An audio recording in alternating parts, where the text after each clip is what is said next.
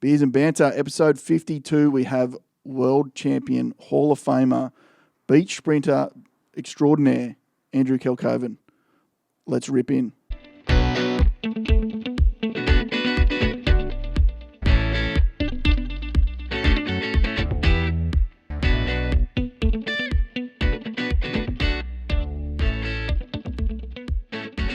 As always, we're really appreciative of the support from the guys at Gripstar Socks. Gripstar anti-slip socks feature panels that create traction that improves speed, acceleration, and stability. Gripstar socks are designed to deliver maximum comfort and flexibility, featuring a breathable mesh design that removes sweat and reduces odours. Perfect for high movement sports, working on your feet, or lounging safely at home. Seriously grippy.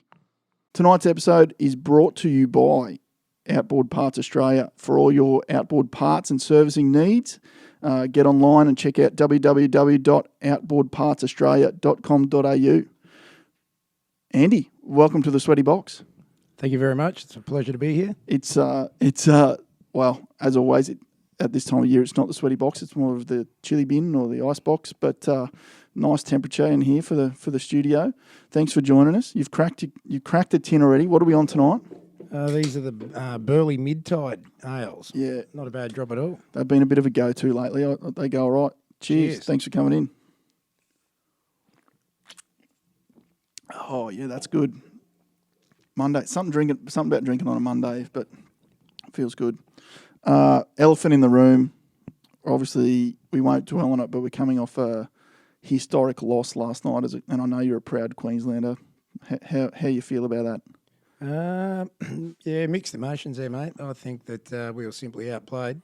I think this New South Wales team will go down as probably their best. Yeah. Yeah, very, very formidable squad, that. But, yeah, look, I just think it's changing of the guard. Everyone's got to go through cycles in every sport, and I think Queensland's probably had their time in the sun for a long time now.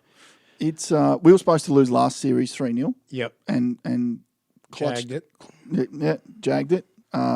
They had some outs, we had some outs, and our team, got the chocolates last year.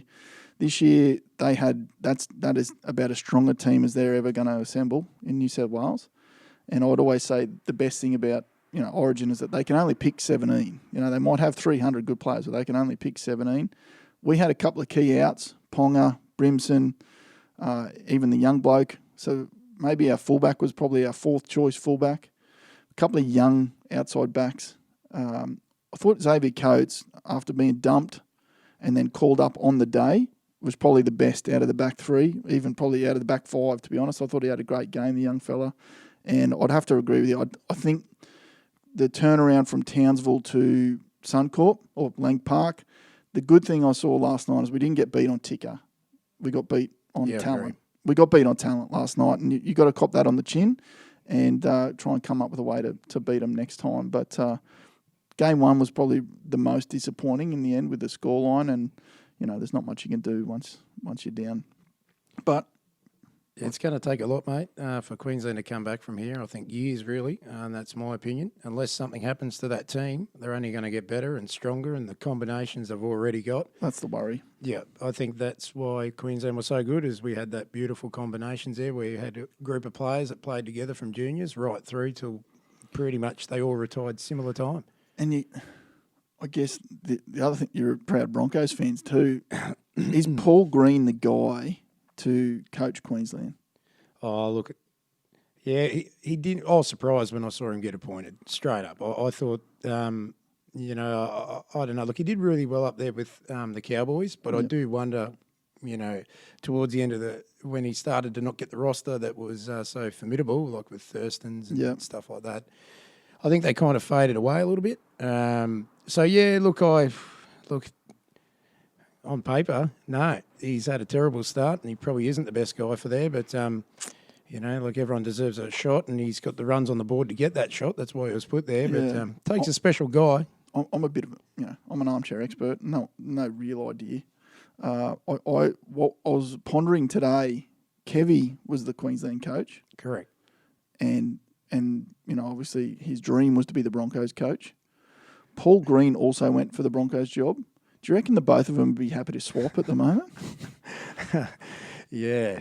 Yeah, two pretty hot seats there. Both in a world of hurt. Yeah, the Bronx are just tears me up. I went to their first grand final actually. 92. Yep, down there. Yeah, Mum, Dad drove us down. Went off and we had a lot of. I grew up in Ipswich. Came from Ipswich originally, and I think we had about 9 of the 13 players were from Ipswich. So Did you have the tape? Did you have the Ipswich connection tape? no, I actually. Hey, we're the Broncos. Yeah, I did actually. But we actually took down a sign that said the Broncos from Ipswich, and it was across about eight rows, and we held it up. It was pretty sad looking back on that. But That's nice. I think Broncos get lots of shit on this show, but realistically, I followed them for a big chunk of my life before the Titans come in.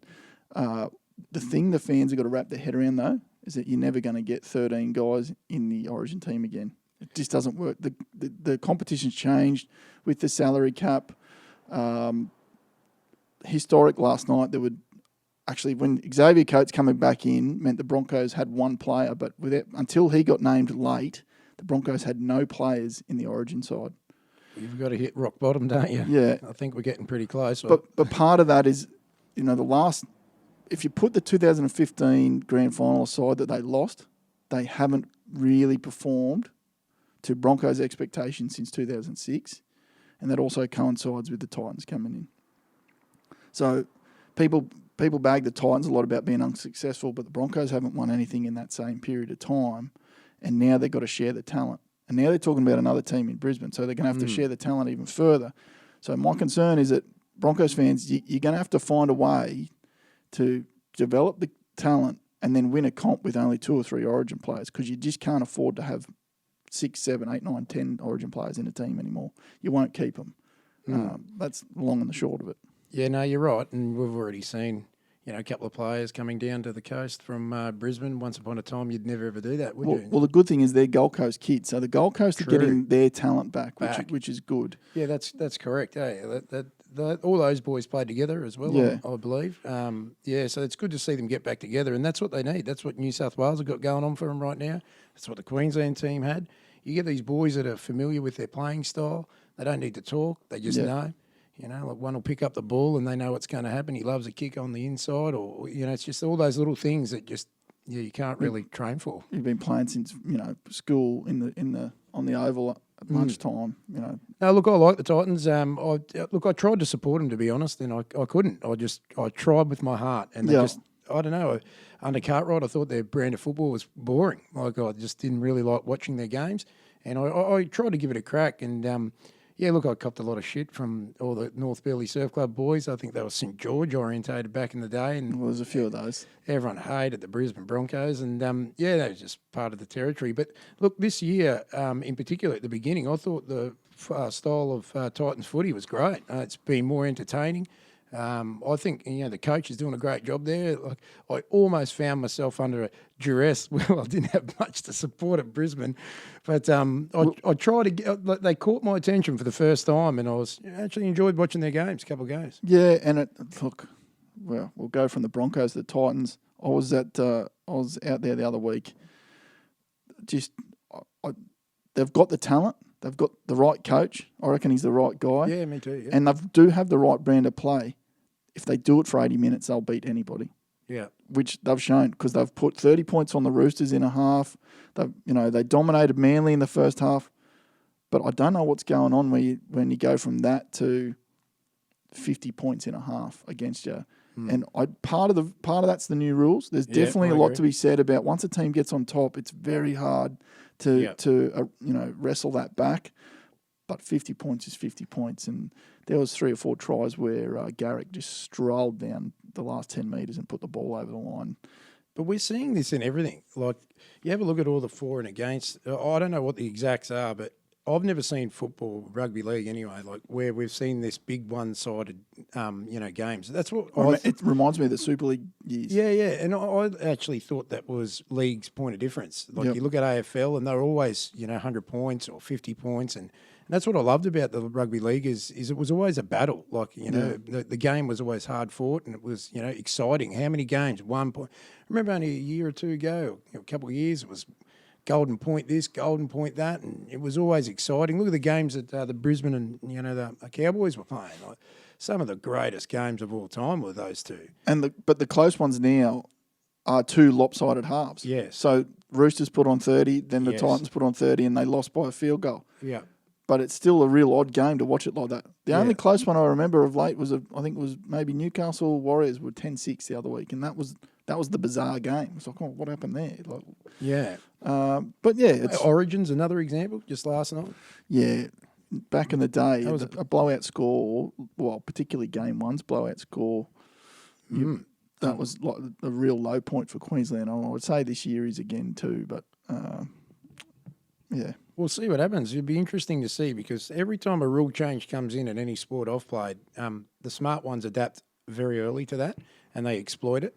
And then it takes a while for the group to catch up. So I really think Brisbane missed the boat when they changed. That's one of the things I noticed. It was like as if they trained in a fitness program that suited the old style. Yeah. Bigger, heavier boys, running up the middle. Now it's more like towards AFL. It's much more running. Yeah. It's a much faster game. And their alliance with touch football, I think, influenced their that rule and trying to make it go faster. It looks more like a game of that, like where you keep getting 6 to go. It's almost dump and run. Yep. Dump, Yep. take the tag and dump. Yeah. Get off the player and I don't know, like can the game sustain that? Maybe they should be looking at the interchange rule, like to up that again to allow the roster to be, on their feet, and because when you're tired and you're gone and you're spent, you know what it's like. You can get back, but you go back to being spent again so fast. I was usually bludgeon on the wing, so I wasn't too too much back and forth. But there was a period of time though where the game you had to be 6'3", 110 kilos, Yeah. otherwise you weren't going to get a run. I do like now that all shapes and sizes are carving up, so Yeah. I think that is a good thing. But I think I'm not a fan of the 6 again. I don't like it. It's changed the game. I'd rather the whistle was blown, you get a penalty, all right, you get onside. Whereas now, this 6 again, you could defend 18 tackles in a row and constant. Yeah, I don't know. It's too much. I do wonder if, and I'm just thinking off the cuff here, if you threw them in the bin for 10 minutes instead of 6 again, if you get these repeat guys, that then makes for exciting football. And you're seeing how the defence goes now. Sometimes teams actually defend better with one man down because they focus They're on practicing that. it. Yep, but they're focused on it and they go to the next level and and defend above a level that they normally wouldn't. So I don't know. Like there's you got to keep the game moving, but at the end of the day, I don't know. I think it's still finding its feet. I think the clubs are still trying to work out how to balance out. Yeah, maybe. I hope so. So you said you're from Ipswich. How did you end up a world champion in surf lifesaving? When did you come to the coast? Yeah, interesting. I was quite fortunate. My family had a coast house, the Broadbeach Waters. Yep. And Dad was club captain of Miami Surf Club in 1969. Wow. Yeah. And he took us down there to go join the Nippers, but they never had any Nippers back in, when did I join? 87. And, so they recommended going over the hill to North Burleigh. So that's where I ended up. And, I was also, I think the last board race I did was in the Nippers, and we won the board relay at the state titles. Yeah, nice. Yeah. Who do you remember who was in the team? Yeah, Ash Ryan and Adam Hawke. Yeah, nice. Yeah. So, we look. Last swimming race I did, but I used to be a swimmer more than it was quite funny growing up. People that knew me from swimming never knew I could run, and people that knew me from running never knew I could swim. So, how did I become good at the surf club? I suppose we loved it. Started when you were young. Yeah, Dad used to drive us home Sunday afternoon into the Western Sun after a big weekend at the Nippers. We'd be passed out in the back seat, me and my sister Josie. So I remember you're a flagger. That was when I was a young bloke coming up through the club. You were having a dart and doing beach flag. Is that true? Yeah. Someone said that the other day. Is that true? You're 20 minutes for an Australian title final. You'd be having a dart out the back of the tent somewhere? Oh, if it was Aussies, I'd probably wait a bit. I'd hold off. But I have been seen stretching and smoking at the same time back in the day. Yeah. That's good. I love it. The boys will be happy to hear that. Yeah. But yeah, so I remember he was a flagger, which, fans of the show know that I will out and out say that beach flags is the most exciting part of surf lifesaving. And Surf Lifesaving Australia need to do a better job of putting that front and centre on the telly and bring back the fans. Yeah, look, I 100% agree that there's a lot of sports in surf lifesaving that do excite people, Yep. and what other surf lifesaving people want isn't what the public want. Yes. And proof of that would have been back when I was at uni. I actually went back to Ipswich, and when I was working up there, and I was at UQ doing a business degree, and like guys would say to me, "Oh, you're the rubber ducky guy," like, and then I'd be like, "Yeah, yeah, yeah," and then they're like, "They were the best. They loved it. They said that was the best. We used to love waiting for the rubber duckies in the surf boats. That's Yeah. what they loved. They loved seeing people getting smashed in the surf, and it was exciting for them. And then the same as beach flags. I think that falls in the same category. It's short, sharp, action packed. And it's a spectator sport is the thing. Yeah. You can Yep. sit on a grandstand on the beach. So I'll argue that, yes, the biggest names in surf lifesaving have always been Ironmen from traditionally, but Yep. that doesn't necessarily mean that that's the only sport that people want to watch from. That's the only events. I would love to see the televised action go back to more of a carnival. Remember, there was a period of time when the Nutrigrain series was the Ironman, but it was also the individual events. And I think they'd even do a lifesaver relay. So it was like they'd try and incorporate every discipline, Yeah. boats, IRBs, Ironman, the whole works. So I think they need to, for the sport to really get back on the map in Australia, I'd love to see that sort of atmosphere, that sort of event come back. Yeah, well, I think the competition for viewers has never been more fierce. Like, for example, without being rude, I've been to every Aussie titles pretty much for like 20 years, and then I used to love Saturday afternoon, or more so Sunday, roaming between the finals. You could just roam up and down the beach. The sprint was an awesome filler in between. Yep. The flags was another awesome filler, and it just made the day really complete. And you could go between each of those events. I think that's gone now. Being at different beaches, I can't understand what they're doing there, but that's the best crowd you could ever ask for. It's how many tents, how many other spectators. People pay big bucks for a crowd, and if you're trying to sponsor, chase a sponsor, you go, well, look, here's 7,000 people watching this event right here and now. But at the moment, you got the juniors down one area, you got this over here, and I just think they've watered down that side of things from a atmosphere. I'll have to admit, I haven't been to an Aussies for a few years. Yeah. We had lots of involvement in the Nippers, and by the end of the Nipper state titles, I was exhausted. I'd had enough of the beach for the summer, but I didn't get up to the sunny coast. But so you've got boats on one beach, and you've got other events on others, and then juniors down. Yep. Yeah, like you said, they're spreading it out, and obviously, the right conditions for the right event, maybe. But I'd much prefer one big beach where it was all happening. I used to love walking down watching the boat final. Yep. And other people would do it. It's like golf. Everyone's walking around kind of going to the right event. But look, at the end of the day, there's still exciting racing going on. It's just I like the idea of everybody being there. It keeps the camaraderie with a bit of I'll never forget, Heath Fitzpatrick coming up to me one day, and I was in a semi-final. It was the Australian final, and I was a bit like, I don't know how I'm going to go here. And he just said, look, mate, names mean nothing on the day. And he came over and G'd me up, and the boys from the tent came over, and that was just the most awesome feeling for a young bloke, having guys from other sections coming over and barracking for you. For sure, and that's flags is that one of those sports where your club can really get around you around the arena. So. That is a really good feeling when you can you're sitting there. It's a real explosive. So you've got to go from super still to absolutely explode out of the sand. It's very hard, and you get real twitchy, and obviously people break and all that sort of thing. I guess like any sprinting, but flags is a particular one where you got to stay dead still, and wait for that whistle. But no better feeling than your mates cheering you on when you're doing the flags. I'll get your thoughts on the future of sport at the end, but so take us from gone from nippers, board relays, beach flagging, but most people in the sport know you as the IRB guy. Andy, world champion, Australian champion. You told me something before. What was that stat you said before though? What was that?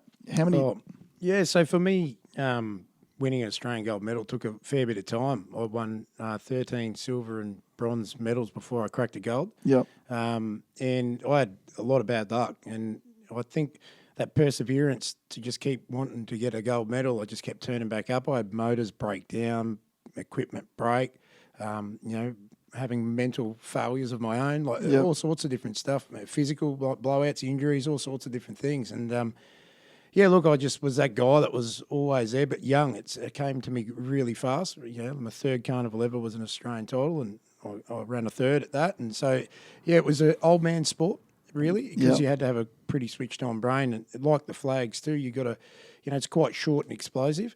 So yeah, look, yeah, it was pretty hard to keep me out of a boat. I knew I was always going to end up in an IRB. I could smell the fumes from around the corner. And There's a lesson there, though, for the kids, though, perseverance. I've been trying to tell my kids. I saw a really good quote the other day, and I'm going to butcher it, so I won't even try it. But perseverance beats everything. You know, it doesn't matter if you're a genius, doesn't matter if you're educated. Perseverance will win because, you know, there's lots of educated derelicts was basically the quote. There's a good lesson there for the kids that, you know, after 13 silvers and bronze, you would have been forgiven to say, hey, I'm not going to get one of these gold ones. I'll try something else. But then you went on a run after that for, you know, how many golds for over a period of time to be the first person or one of two people inducted into the is it the IRB Hall of Fame in Australia? What is it? What is it? There was Trev. Surf Life Saving Hall of Fame. Yeah, Surf Life Saving Australia. Yeah, first. But you're the first IRB inductee into the Yep. Surf Life Saving Australia Hall of Fame. That's a pretty big deal. Yeah, it was. It was huge. It was probably the greatest achievement. Actually, I'm not really that proud of my sporting achievements. I just kind of let them go. But yeah, that was huge. They made a big fuss about us, and yeah, it was just really good getting the phone call. And you know, for me, you know, the kind words that said that, you know, not only was it my sporting ability and all those gold medals that got me into that Hall of Fame, but what impressed Graham Ford and the boys at the time was my ability to, at the same time, coach and bring through all the young fellas. So, yeah, we were all fighting over the same gold medals, both me and my, you know, guys that I trained, you know, got them their licenses, and yeah, they were formidable. Our training sessions were as good as an Australian final. I had 4 of the best boys, including myself, in the country, and yeah, we'd be training down there at the North Burleigh Beach and probably making everyone think it looked pretty easy. But yeah, it's a lot of people come unstuck in those boats. I think you can see now it's not that easy. You know, without your drive there, it's not the same. Yeah. Look, the clubs got a bit like the Broncos, I suppose. Rebuilding. Yep. They're going to do their rebuild in many areas at the moment. We all probably heard different things, but yeah, look, for me, I got given a club as an opportunity. They asked me to coach, and they asked me to coach at quite a young age. I think I coached 12 years, the last 12 years, and competed. Yep. And that's hard to do. You make decisions, and you know you got to do everything, like as well as a coach, and you know, and be competing, and to be, without sounding like a wanker, the best competitor in that. It's very subjective. So I actually slowed my boat down and made 4 even boats, and just said, well, look, let the best man win. And I had the boys racing for me, and it was just, we were all even boats, and we just had the best group of people. And look, there was plenty of people that were before me as well. Like, you know, I came into a pretty proud and established, you know, club for IRBs. Yes. So it's not like as if I started something from nothing. You know, I got given pretty good footprint. Yes. You know, I'd like to think that we went on and took it to another level. But, you know, I couldn't have done that without being given such a great club and, you know, to get going with. I was reading today that you're a world champion, but the quote in the article basically said that it's actually harder to win an Aussie title than a world title. So it's a big challenge. I think it was an article from maybe the 2017 or 2018 world champs where you must have travelled overseas to win one. It might have been Nordwick in the Netherlands. Yeah. Look, it is like most surf life saving. It's that depth. But yeah, look, I was quite proud over there. We went over there, and I think we won 6 or 7 out of the 8. We went first, second, third in the rescue, which is the blue ribbon event. Yeah. So we only took 3 crews, but mate, we won a world title we entered 3 of the 8 events. I took down 3 young boys crews, and we won the overall club, and we never even had a woman with us. And we had really good guys. Yeah, I just taught them everything that I knew. So that was the overseas one, or that was the return one back in Australia? Yeah, we first went down to South Australia. That's when we only took the boys. Yep. And I've only ever entered 6 world title events. Yep. I've been pretty fortunate. I won all 6 of those. But It's not a bad hit rate. yeah, but at the end of the day, I had all my boys with us, and we were winning, we were dominating. It was a great time, a great period where we were getting beaten. North Burleigh was only getting beaten by North Burleigh competitors, so it was very one of those things that you can only get from my perspective. I saw it as just teach them everything you know. Yep. And if they're better than you, they'll beat you. And that was my theory. And so I just told them everything I knew and everything I'd been taught. And that's how I got good is people had taught me what they knew. And so I just passed it on down the line. And, it was a great, some of the best times of my life travelling the world with, sometimes we were booking for 70 people, mate, in an IRB team. That's a big crew. It's got that way now. In the junior section of the club, it's too big. I was talking to someone the other day, and it's too big to book as a group. It's just too many people. Yeah. Logistically too big for us to book, because we've just booked our accommodation for state titles next year, April next year. Wow. Because accommodation was running out and filling up and getting too expensive. So, but yeah, phenomenal that the logistics have taken a big club to an event. Yeah. So I think. What do you reckon? What about you though individually? You said you dial the engine down, or you give everyone the same boat and investment. What made you tick that little bit different? What got you the edge on the day? So what we try to unlock on the pod is what's the difference between guys that are good at their sport, guys and girls that are good at their sport, and the elite. And I would say you're the elite in your given sports. Yep. I'm a Virgo. We got that in common. Where did I go wrong? That can't be it. That can't be the magic. And I'm not that kind of guy that's into horoscopes. But now, look, I think why I said that is Virgos are quite particular. Like they're very you can either be messy or not. But they can be very strategic and in their approaches. So look, I think that I loved it. That's the first thing. You got to love something. You can't do what I did for that long, yes, and give up that much all through those processes unless you love it. That's the first thing. The second thing probably would be that I did have a bit of I was a swimmer. I'd been doing beach flags. I played a lot of footy, mainly union. I did a lot of sports, water polo, and so I had this really broad base, I suppose, physically. So IRB racing is nothing what people probably think on the outside. They probably think we just jump in a boat and screw the throttle and the motor does all the work. It's probably one of the most complicated sports to get right. You usually start up on the soft sand, run to the boat, turn it round, which is a feat in itself with two people, drag it in, then start it, then get out there. Yeah, well, you're showing your age now, mate. They don't do that anymore? No, I haven't been to one for a while. No, what they do is work health and safety. They came in with a whole heap of different rules. So we were talking about that. Probably a good time to cover the sport. 20 years ago, and probably the time that I was following the IRB crew around. Yeah, the sport nearly got shut down, or did get shut down for a period of time. Yeah. So what happened there? What did they have to do to accommodate? The 21st century to keep the IRBs racing. Yeah, quite interesting. I did a uni project at the end of my uni on this. And, we and it was communicating the changes. So basically what we had is a sport that the insurers didn't want to insure. It was too risky. The dollars just to register the sport per year was cost prohibitive for surf life saving.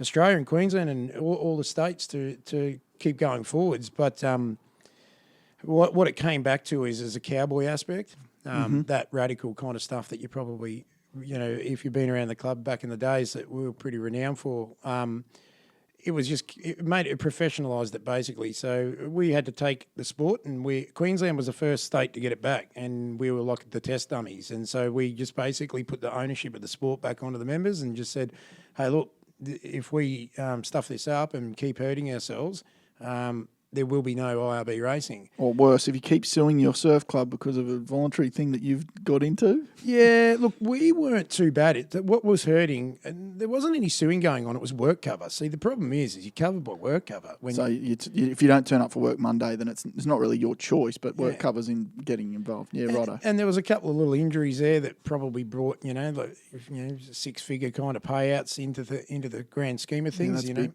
Yeah, you push a knee backwards or something like that, and that can be your income, capacity, income's gone. But look, since then, I'd like to think that the sports, well, I'll tell you two realisations, and a lot of people probably don't realise this, but as soon as IRB racing stopped, IRB drivers left, and the clubs were struggling to fill patrols. Water safeties. Undeniably, Surf Life Saving's goal every weekend is to put flags up on the beach. Yeah. But there's different motivations to get members to donate their time. Yeah. Essentially, give their time, and it can be substantial depending on the size of your club.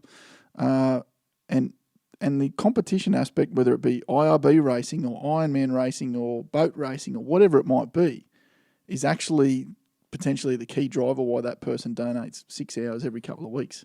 Yeah, So that would have been huge at the time if all of a sudden you can't, or your IRB drivers leave not only the sport but the organisation. That has massive ramifications. Yeah, look, the good thing about a rubber ducky member in Surf Life Saving is with it, like I'm retired and I don't have very much to do. Although it's not what I've heard. Yeah. Oh no. Look, I help a few people in the background that want to be helped. Yep. That's the key. If you want help, you ask. But look, at the end of the day, look, we're the members that you see fundraising. We're the members that go and do the water safety for the summer guys. Yep. Or the guys that at North Burleigh, we did the nipper water safety, and we are like what I would say.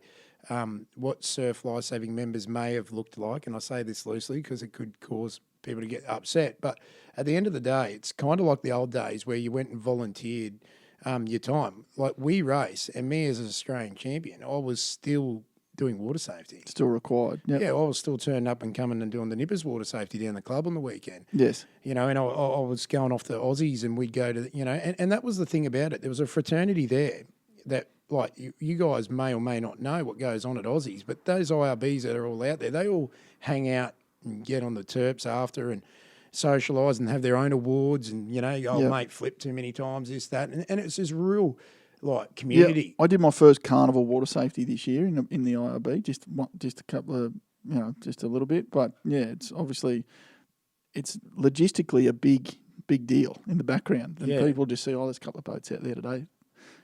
Someone set them up. Someone, and it's not enjoyable, is it, Matt? It's fun, but it's... You got to have the right bloke. Me and a guy well, Cliff. Cliffy. If you're in the boat with the right person, it can be an enjoyable time. If you're in the boat with the wrong person, then it could be a long stint. Cliffy's famous quote to me.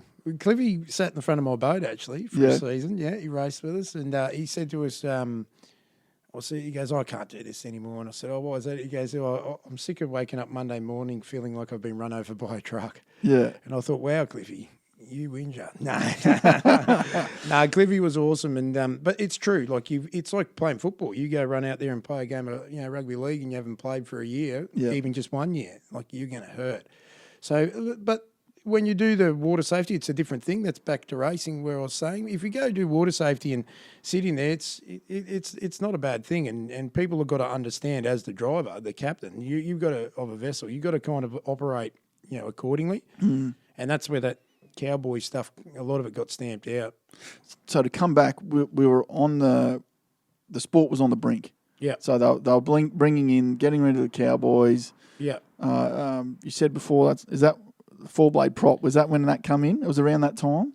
What was that all about? Yeah, look, the four-blade's a bit of a tricky one. There's rumours around all sorts of different people have actually designed that prop. Don't stitch me up. Don't.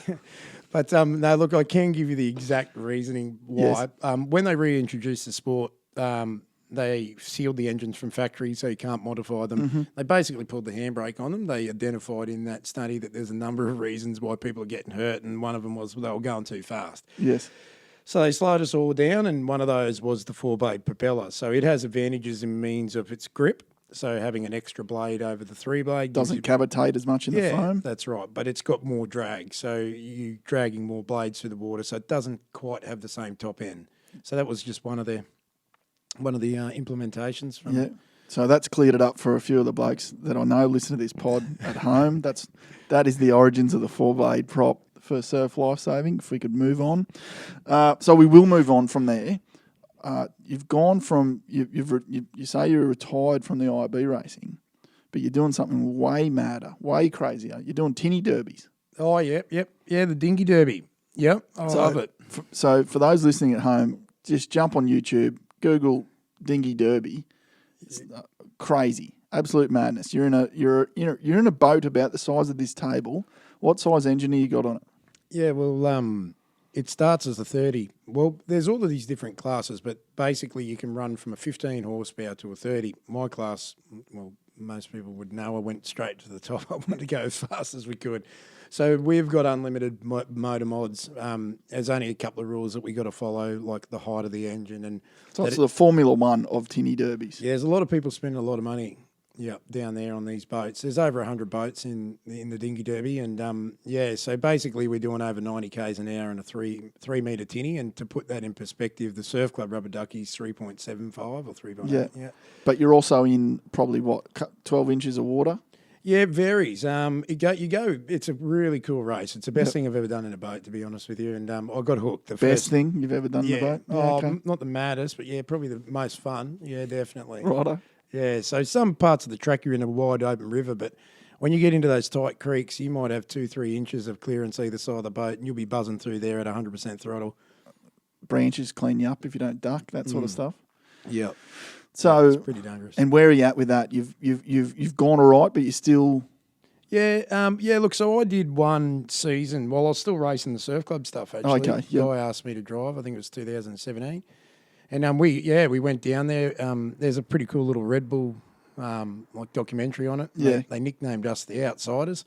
And with the crazy guys driving from the Gold Coast, because it's all done in South Australia down in Renmark. Mostly locals, or all local. Well, you got to wait until when you Google. You got to know the creek. 100%. The first race I did, I missed all the creeks. I was turning around, coming back, and that same year we had a good little motor, and I was driving for a mate called Nathan Wilson from Works by Wilson, and he's an engineer and knows how to build a mad engine, and so basically I'd come up with an idea and he'd build it, and we went down there and shook the tree pretty hard. We got third in the series, but we were driving through the field in the main race and we couldn't finish. We ended up blowing that motor up, but that's a race of nutrition, that one. So did you say earlier you broke your back doing this stuff?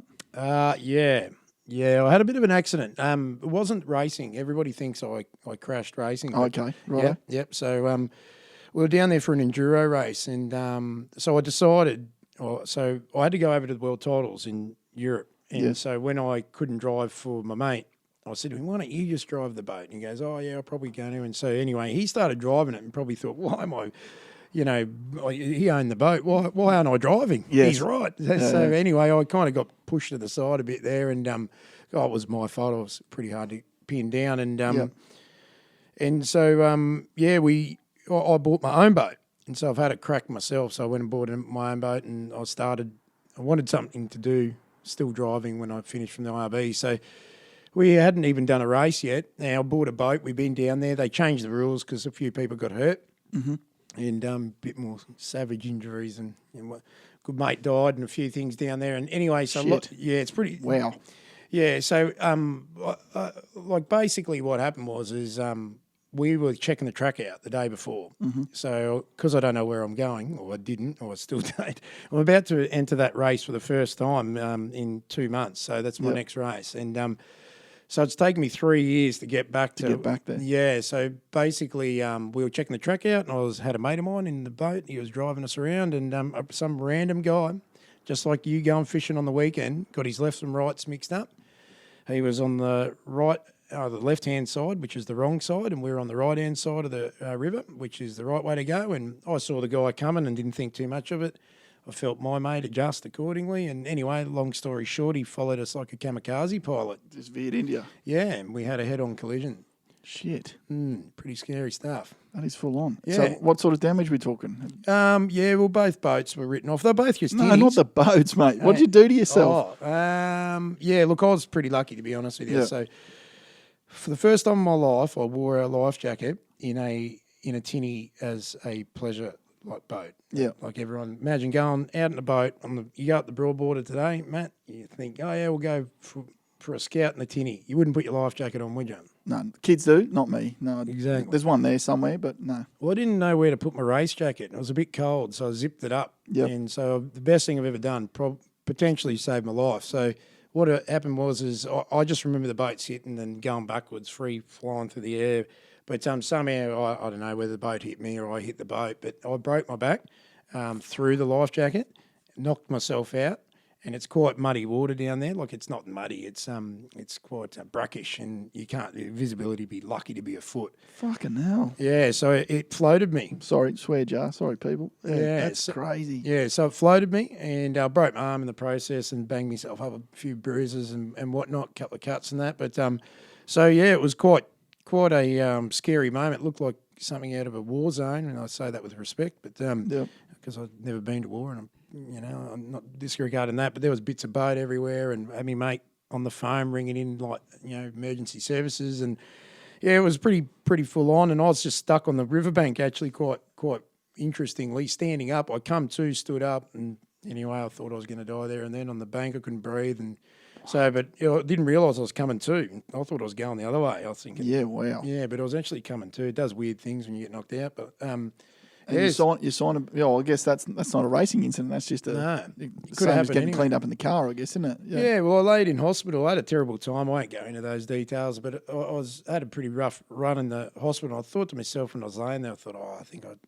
risk. I'm a big believer in risk versus reward. That's how I've kind of lived a lot of my life. If there's a big risk and not much reward, why do it? So I started thinking to myself, well, the risks here are probably outweighing the reward. And I thought to myself, well, hang on a second, this could have happened anywhere, anytime. Could have happened up the Broadwater. This had nothing to do with racing. It wasn't. It was no practice day. It was nothing at all. It was just three blokes going for a spin in the boat, just cruising around. So long story short, I thought to myself, well, more reason to live my life the way I wanted to, and so I started the recovery and. Yeah, it's still getting physio every week, but back's holding up. Well, I'm looking forward to following how you go in a couple of months' time. Hopefully, we can watch along there somewhere. Yeah.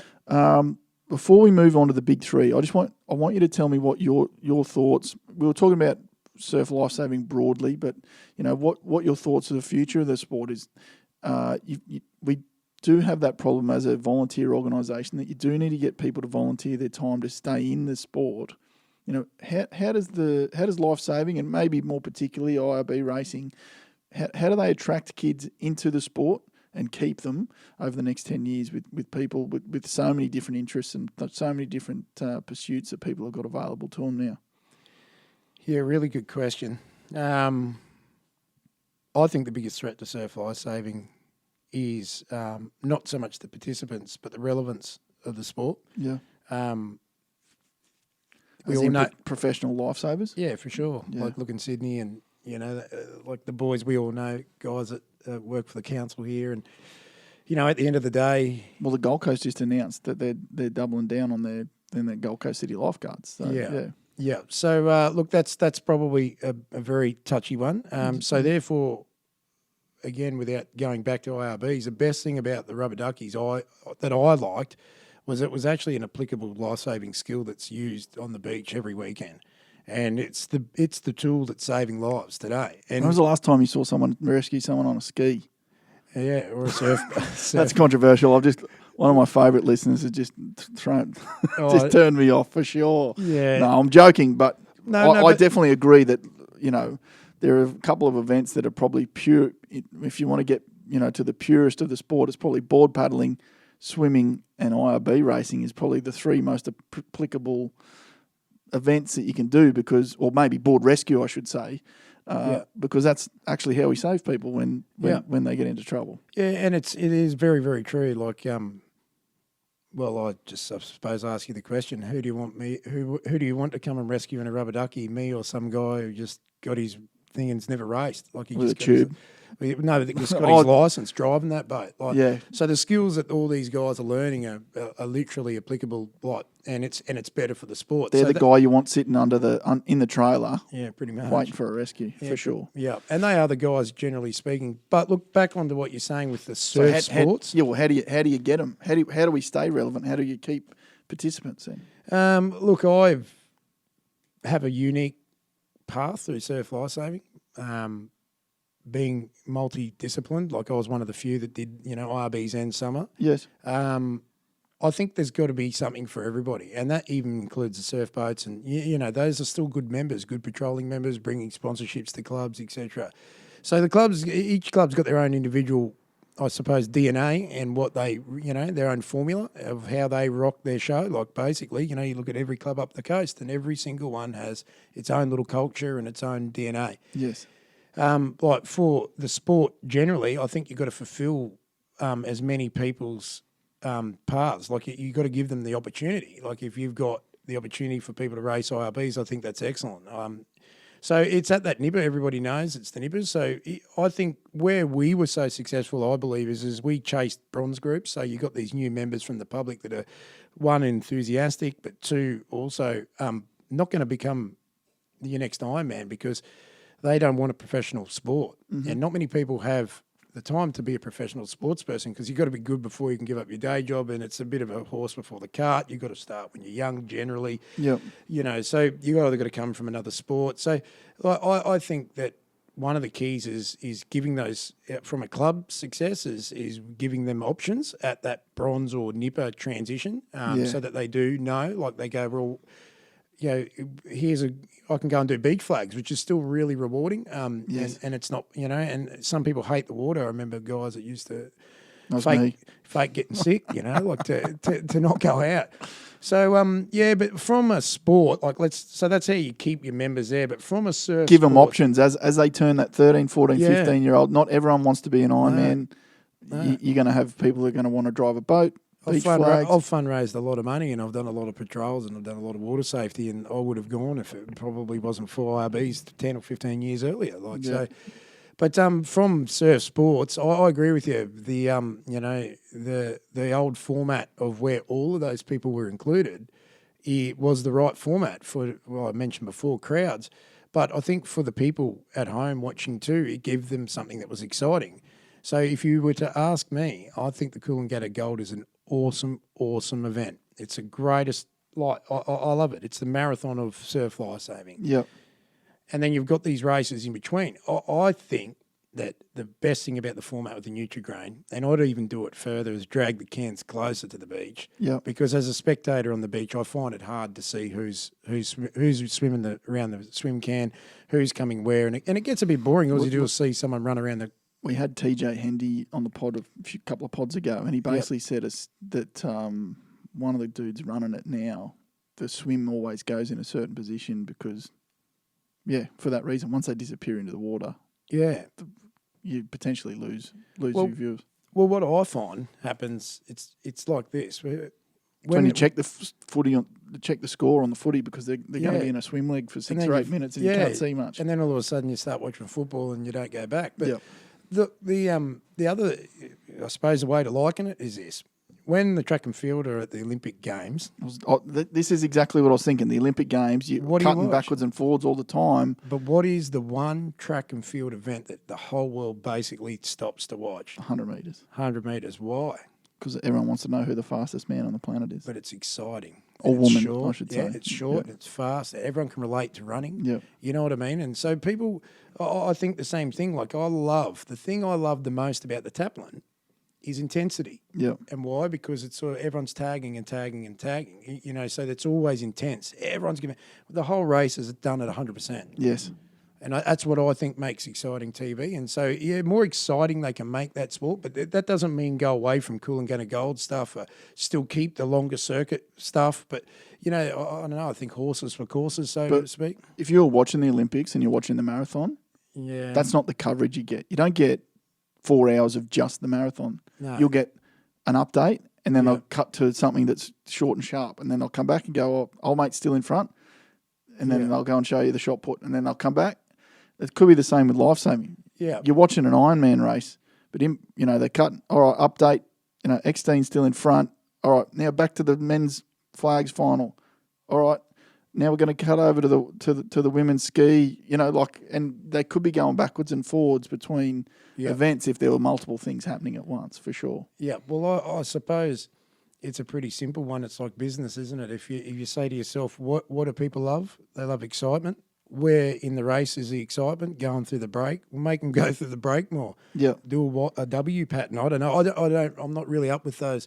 These days of what the formats are, and but like at the end of the day, whenever I wanted to have fun with our rubber ducky guys, I'd set up W or triangle courses in the break. Yeah. And that's how we learnt. Like driving and that was the most fun. There used to be 2 cans on the inshore, and you had to. Yeah, I remember that. Hey, been a great guest, but I've got 3 questions for you to finish off. You ready for them? No. Do you want another beer? How's your beer going? You all right? Yeah, no, I'll always have another beer, mate. Righto. Well, I'll crack one more before we get started.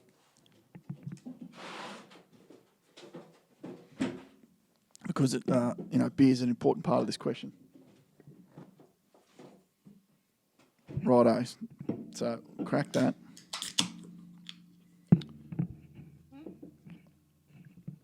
I want to know your favourite place in the world for a beer. Yeah, very underprepared for this. Oh, the dog's just chimed in. Thanks for that. Yeah. Acoustic. Need some acoustic treatments on the door. Look, I would have to say the first place that comes to mind is North Burleigh Surf Club. I think that might be because I've had so many there. But I just love sitting on that bar there and watching people walk past. The schooners taste better at North Burleigh. Yeah, they do. And I think it's a very unique view where you can sit that close to the path and the grass there. And you can basically be on patrol from the bar there. Probably have done a few from there. Yeah, no comments there. But other than that, as sad as it sounds these days, probably out in my backyard. No, that's all right. That's all right. Yeah, I love my backyard. Favourite athlete of all time? Yeah, I don't actually have one. I gave you a warning before the show. I know, and I struggle with many decisions like this because I think it's an important one. Because I've got a lot of respect for athlete. When I think of athlete, I think of individual, not as a kind of sports person. I respect Kelly Slater very, very highly. To be at the best and just keep on going, like that. That's hard. He's almost Benjamin Button-like, isn't he? He got like younger. A red wine. Yeah, that's actually funny. People said that about me too. And I to think be honest, Andy, I was going to say to you, mate, you are looking good. You're looking 5 years younger than the last time I seen you. So something's obviously going good. Yeah, you're going well. Oh mate, the big news! I've had a big couple of years. I got married a couple of months ago. Mate, it's working for you. You're looking good. Yeah, no, it's amazing. I won't lie, I love her. Like I was just absolutely like. That's a bit cute. Yeah. Mickey out there, if you watch this, I love you. Shout out. No, it's a bit different for me, and it's changed me. Michaela's been great for me. That's awesome. But back onto the best person, it'd have to be Kelly Slater. Kelly. Yeah. And then last one, any 4 people from history, alive or dead, over for a beer and a barbecue, who's coming and what are you cooking? And again, haven't really prepared. But let's start with the easy stuff. I'd be cooking a steak. I'm known for my steaks. Yeah. I love steak. Certain cut? You've got a certain cut? Oh, yeah, probably rib on the bone. And yeah, that's good. Yeah, it's pretty hard to go past a bit of a bone in the steak there. Yeah. But, that's what we'd be eating. Drinking red wine. I'm a bit of a red wine man now. It's a bit different for me, who... John Howard would be one. JH. There you go. Yeah, Australia's best Prime Minister, in my opinion. Yep. Yeah, he got the country going. They're still living off his coattails, to be honest. Yeah, mate. Yeah, you don't see much of him anymore, do you? No. He pops his head up every now and again. The only time you see him is when they replay that bowl that he did at the cricket. When he... Oh, yeah. That's tough. That's tough. So we got John Howard. Yep. Usain Bolt. Yep. Because I'd want to know, I can't work I reckon out. you've got him covered over 20. Oh, jeez. I don't think so. Sorry, you want to know what from him? Yeah, I want to know how 2 runners from the same stable at the same time can smash the world record. Yeah. Genetics. Yeah, genetics from different families. But anyway, that'd be the question. I'd like to know his training program. Well, isn't there a young kid that's just beat some of his junior records or something? Probably. I haven't been, mate, since I've had my business, yeah, it's been pretty hard to keep up on that. So we've got John Howard, Usain Bolt. Who else you got? You got two more.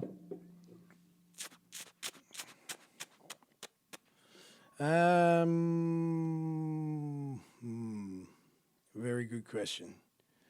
My old man. Yeah. Yeah. You said alive or dead. He's no longer with us. Yep. Yeah. Just to say g'day. Yeah, that's good. Another one.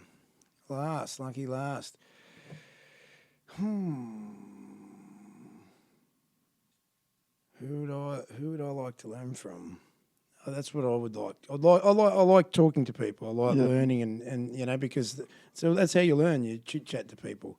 So I'd probably come back to Kelly Slater. Yeah, that's not a bad. That's a dinner party I'd go to. I like it. Yeah. Mate, I really appreciate your time. This has been one of my favourite chats.